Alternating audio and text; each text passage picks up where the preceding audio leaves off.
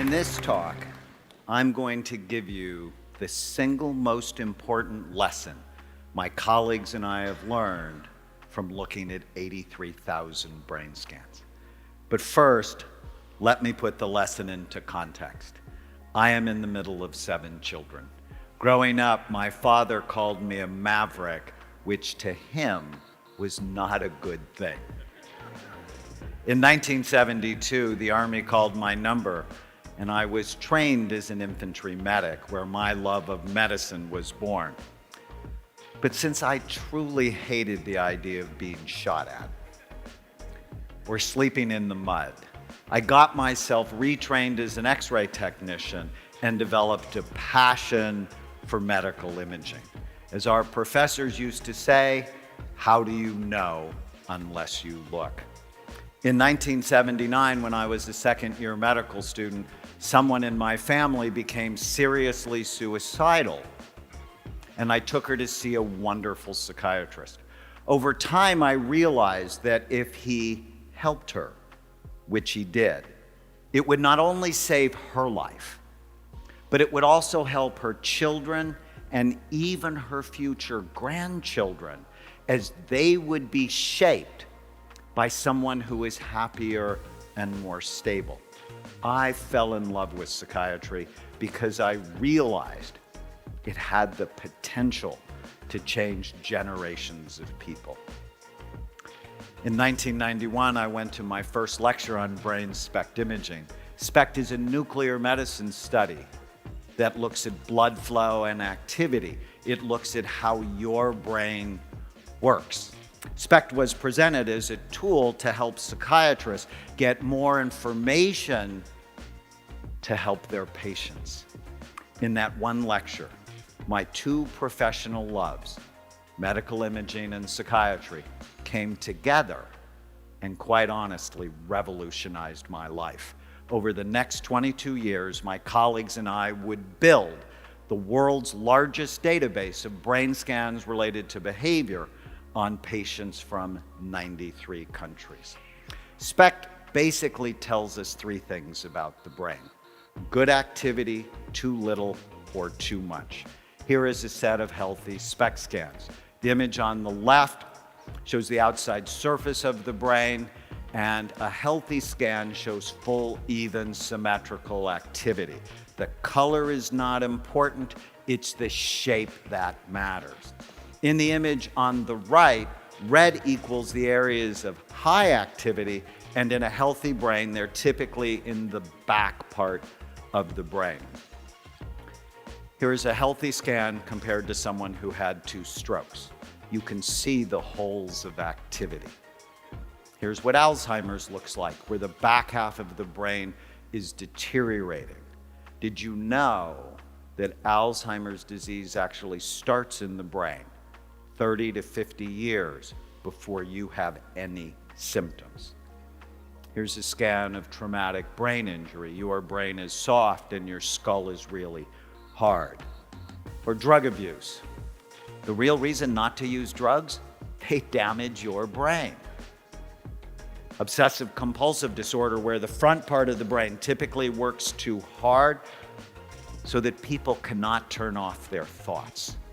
And epilepsy, where we frequently see areas of increased activity.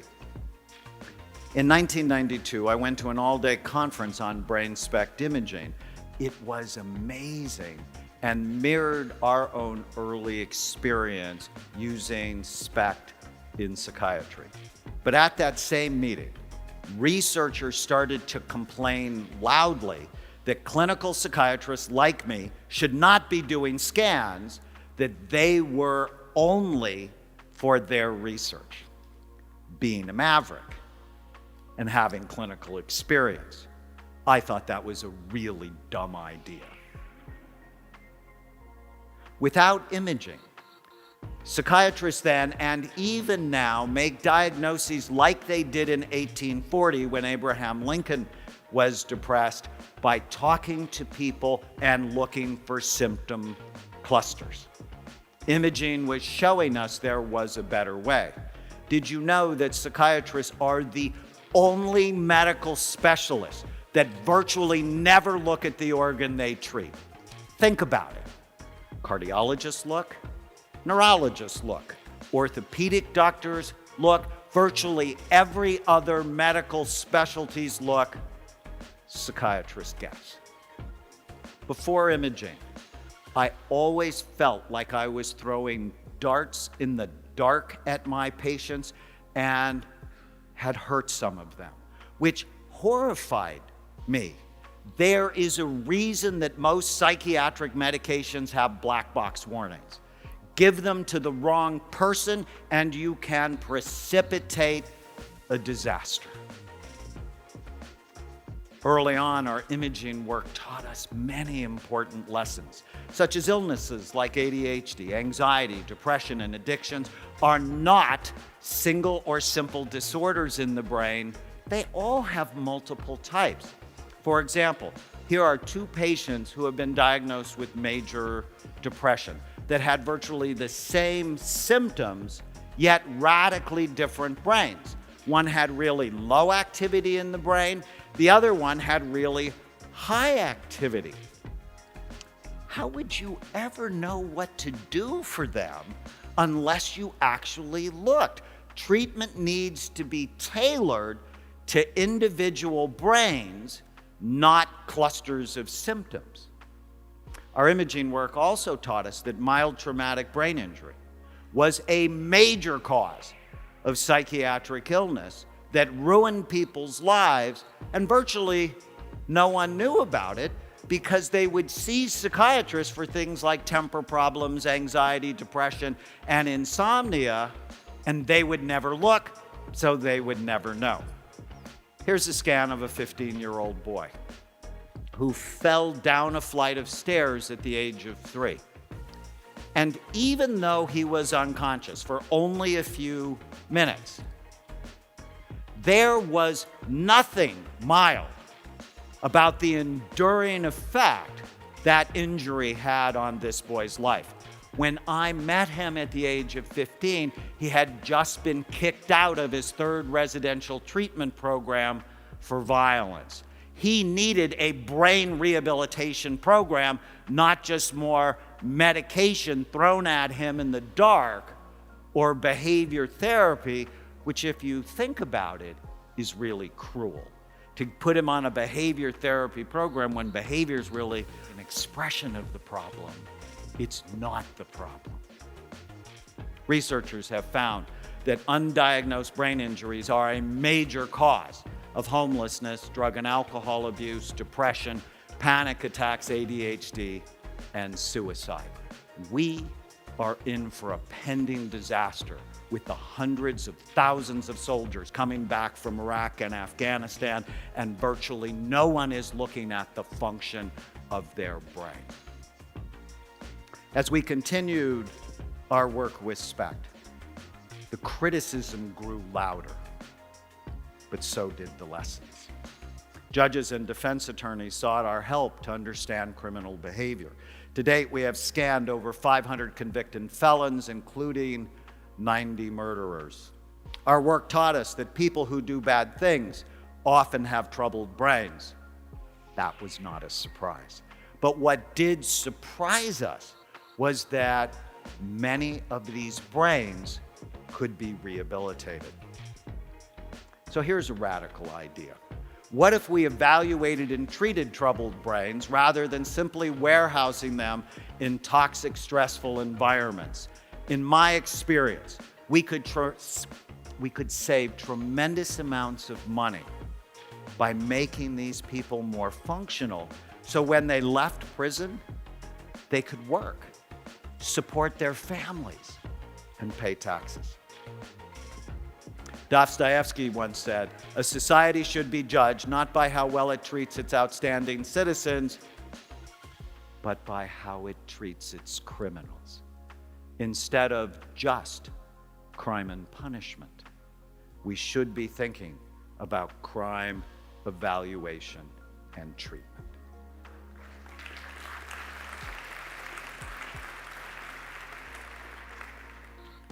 So after 22 years and 83,000 scans, The single most important lesson my colleagues and I have learned is that you can literally change people's brains. And when you do, you change their life. You are not stuck with the brain you have. You can make it better, and we can prove it. My colleagues and I performed the first and largest study on active and retired NFL players, showing high levels of damage in these players at a time when the NFL said they didn't know if playing football caused long-term brain damage. The fact was they didn't want to know. That was not a surprise. I think if you get most thoughtful 9-year-olds together and you talk about the brain is soft, about the consistency of soft butter, it's housed in a really hard skull that has many sharp bony ridges, 28 out of 30 9-year-olds would go, probably a bad idea for your life. But what really got us excited was the second part of the study, where we put players on a Brain Smart program and demonstrated that 80% of them could improve in the areas of blood flow, memory, and mood, that you are not stuck with the brain you have. You can make it better on a Brain Smart program. How exciting is that? I am so excited. Reversing brain damage is a very exciting new frontier, but the implications are really much wider. Here is the scan of a teenage girl who has ADHD, who is cutting herself, failing in school, and fighting with her parents. When we improved her brain, she went from D's and F's to A's and B's and was much more emotionally stable. Here's a scan of Nancy.